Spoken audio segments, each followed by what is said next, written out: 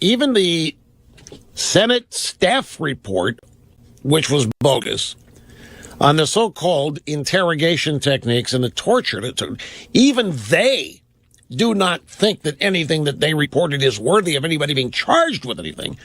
But the New York Times is often running on that, and of course they set the table for much of the rest of the media to follow. But that is just an example of how radicalized what everybody thinks of as mainstream media has become. You know, all this happening a couple days, 3 days before Christmas, and no sign that it's getting any better. And then the mayor of New York, this guy is classic. In his heart, he's an agitator. In his heart, he's a low-rent community organizer. He got elected mayor, and he doesn't have the slightest idea how to responsibly run that office.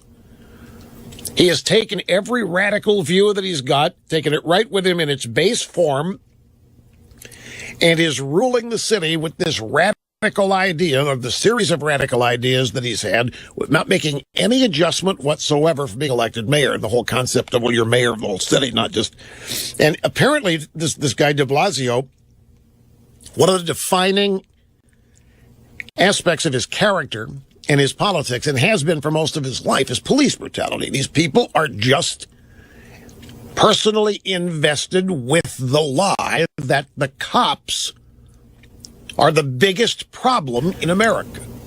You have basically a bunch of community activists, agitators, organizers, or whatever, who are used to not really being heard by that many people. They go out and they raise hell, and if you're community organizing on a corner in Chicago, okay, big whoop. You take that same behavior to the White House, you take that same behavior to Gracie Mansion, City Hall.